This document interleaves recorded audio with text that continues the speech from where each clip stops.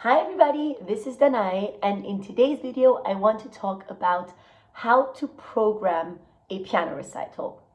Now this is a question that is geared more towards the people that are also kind of actively performing, or also towards the people that are preparing for their very first piano recital. But I think that it is a very important topic to talk about, because growing up I had a very different notion of what is supposed to go into the program of a piano recital than I do now. So if you're interested in hearing my thoughts and in me sharing how my idea of the perfect piano recital program has changed over the years, then keep on watching.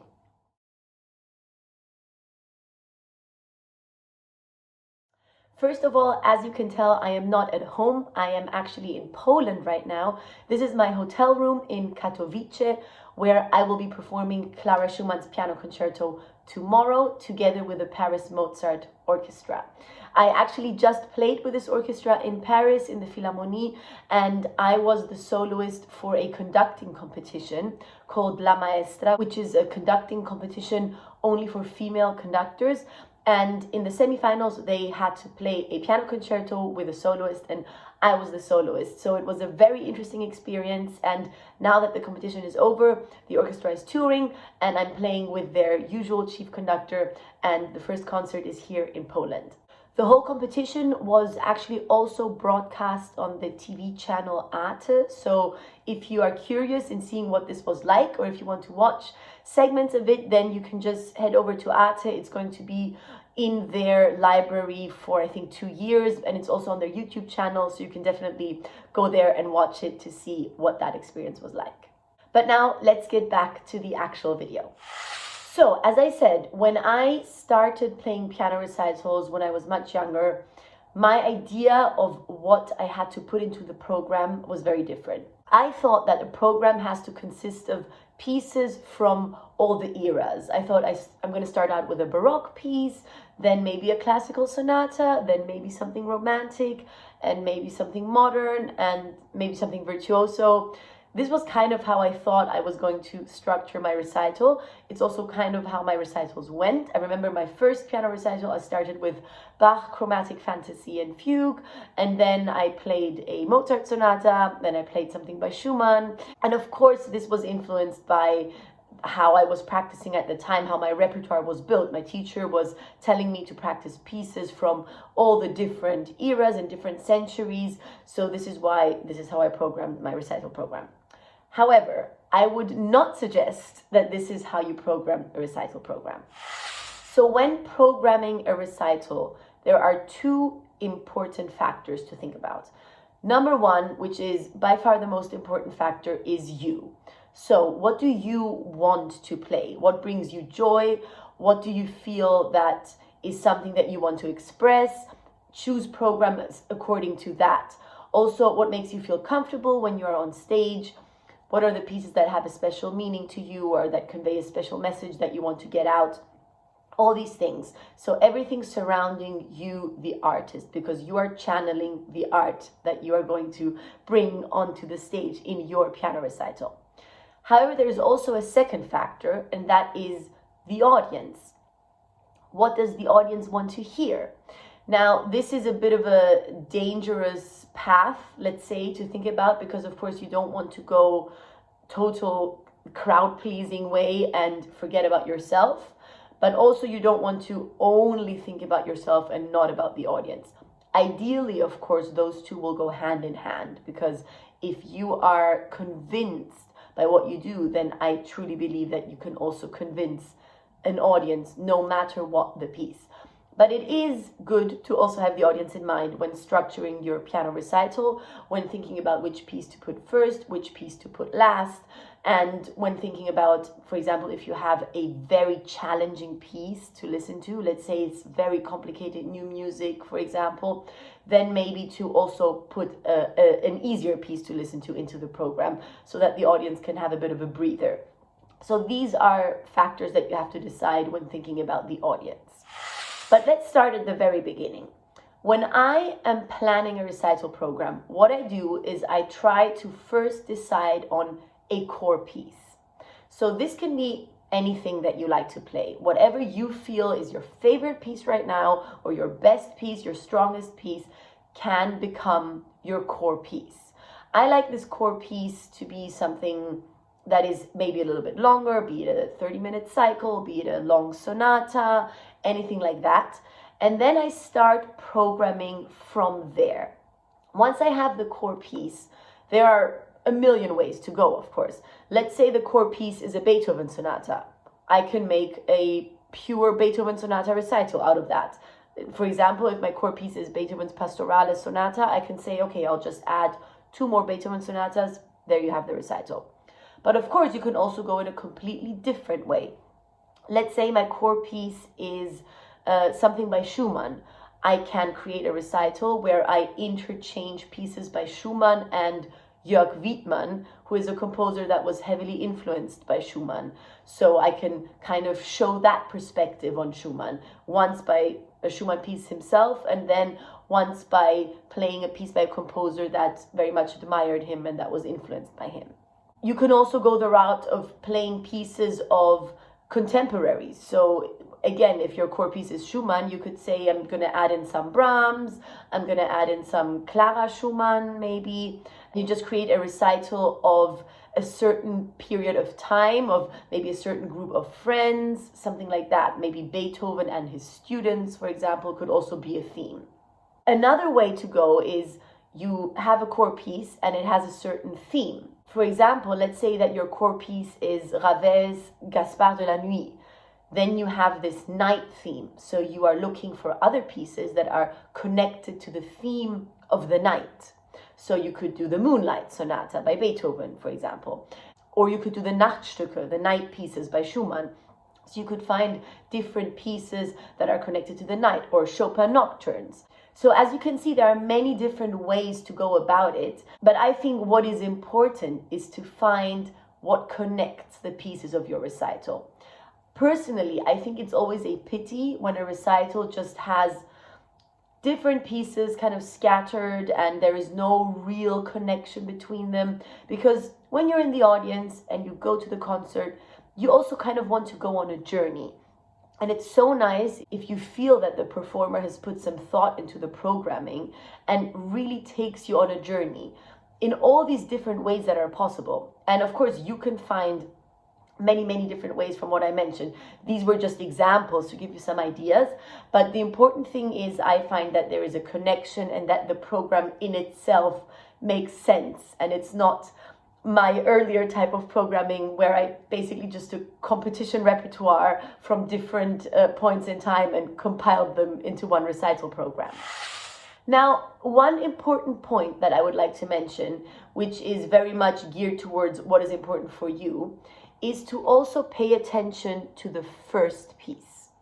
The first piece of the recital is very important because it is where you are still the most nervous. It's how you start, and it's also, of course, your first impression that you leave on the audience. And for me, I've realized that the way I start a piece very often determines how the rest of the concert will go. So when I start a recital, I want to make sure that I'm starting out with a piece that I feel 100% comfortable in, confident, that maybe doesn't have the hardest of all beginnings, and that I really feel that even if I'm a little nervous and have a little bit of stage fright, I can go on stage and start that comfortably. And then once the first page is done and I get into the harder stuff, I'm there. I'm fully there and I'm ready to tackle it. Starting out with the hardest piece ever, I think is a bold choice. Some people do it and it works. But for me personally, I always practice the beginning extra much and I give it extra time in my preparation for a concert because I really believe that the beginning needs to be perfect. You need to be prepared for everything. You might be a little bit shaky, you might be a little bit nervous. So make sure that this beginning is something that you feel 100% secure with. Another thing to think about is last piece, because the last piece, of course, is the end of the recital. Of course, you want to go out with a bang. Now, what exactly is a bang? Does it need to be a highly virtuoso piece. Of course it can be. This is a very nice end to a concert. You play a virtuoso piece, the audience usually loves it, they clap a lot, you play encores. But of course, going out with a bang can also be ending with a very profound ending.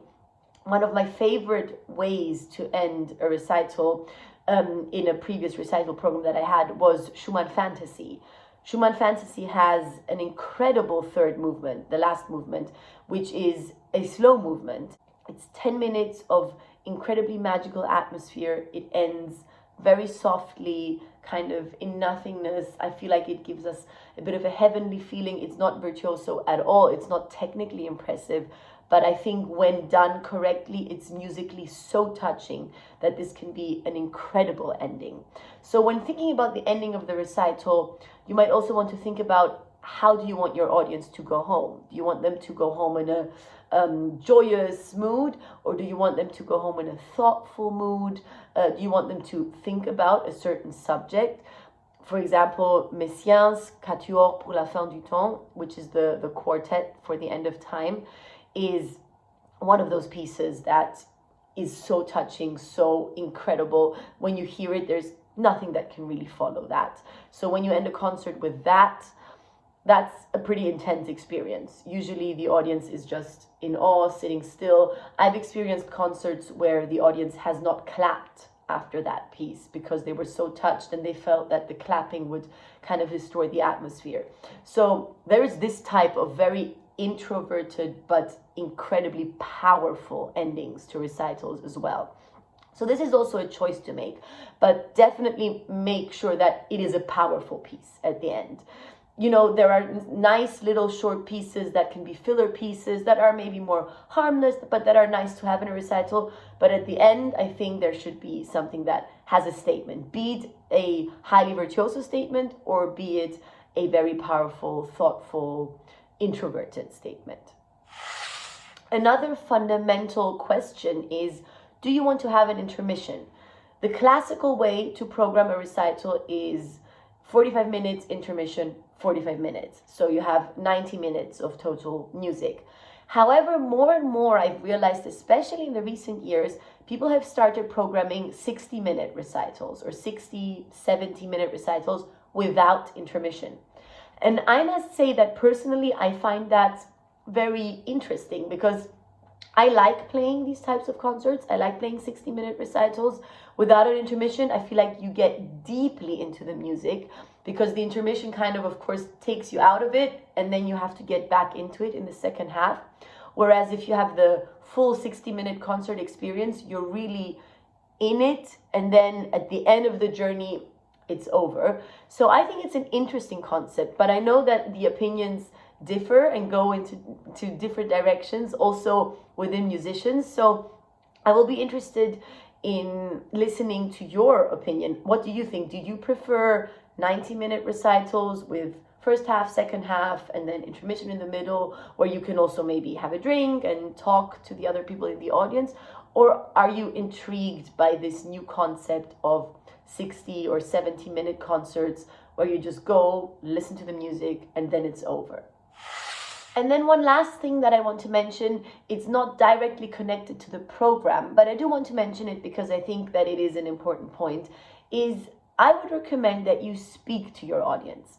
I know that 20 years ago, not even 20, 10 years ago, this was very unheard of and most pianists did not do this, speak to their audiences.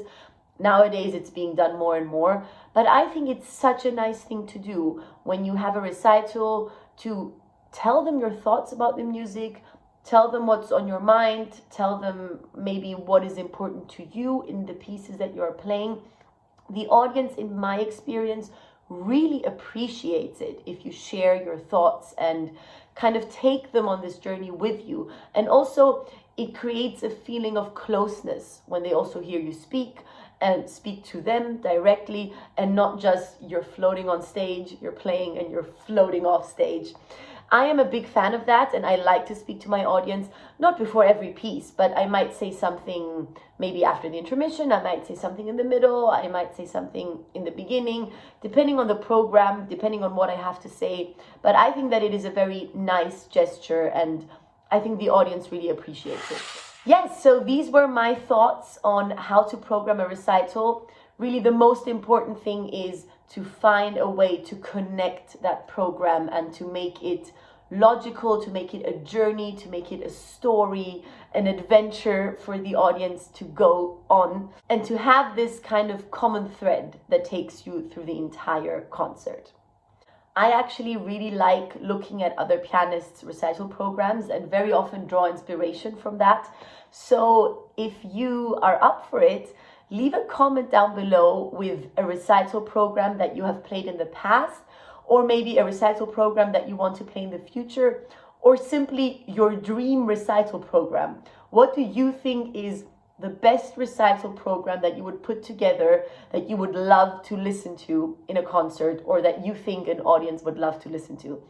I'm actually very curious right now to read those comments, because I think that we all have different creative ideas, and I'm very interested in reading your creative recital ideas. So let me know. If you enjoyed this video, please like it and subscribe to my channel. That would help me a lot. And before I end this video, I just want to mention that there are still horrible things going on in the world.